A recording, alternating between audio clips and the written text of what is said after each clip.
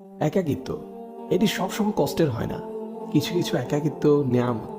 রবের জন্য যে একাকিত্ব, সে একাকিত্ব কখনো কষ্টের হয় না। হৃদয়টা ভেঙে আজ চুরমার। কোথাও কোনো আশার আলো নেই, চারদিকে ঘুটঘুটে অন্ধকার। কোথাও কেউ নেই। জায়নামাজে বসে অশ্রু ঝরাচ্ছি, সেই অশ্রু এসে সান্ত্বনা দিচ্ছে। হে ব্যথিত হৃদয়, কষ্ট পেও না, তোমার রব সব দেখছেন।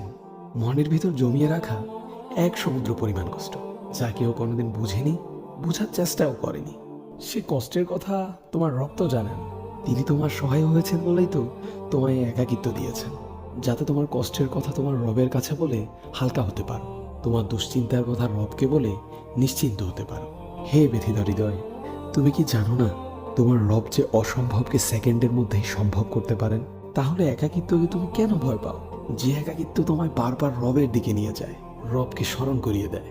হে ব্যথিত হৃদয়, কষ্ট পেও না। শীঘ্রই তোমার রব তোমাকে এত দিবেন যে তুমি সন্তুষ্ট হয়ে যাবে।